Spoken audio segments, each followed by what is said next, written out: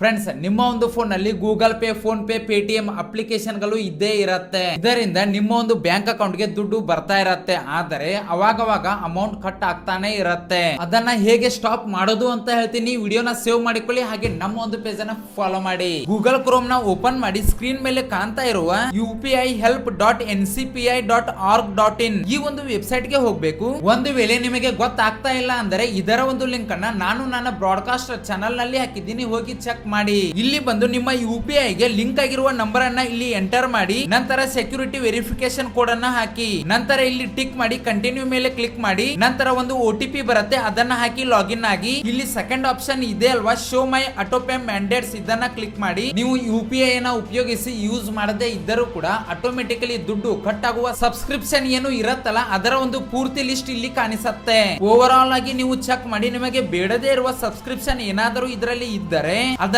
Pass ಮಾಡಿ, ಇಲ್ಲ ಅಂದರೆ ರಿವೋಕ್ ಮಾಡಿ, ಅಂದರೆ ಕ್ಯಾನ್ಸಲ್ ಮಾಡೋದು. ಈ ಒಂದು ರೀಲ್ ಅನ್ನ UPI ಯೂಸ್ ಮಾಡುವ ನಿಮ್ಮ ಫ್ರೆಂಡ್ಸ್ ಗೆ ಮರೆಯದೆ ಶೇರ್ ಮಾಡಿ.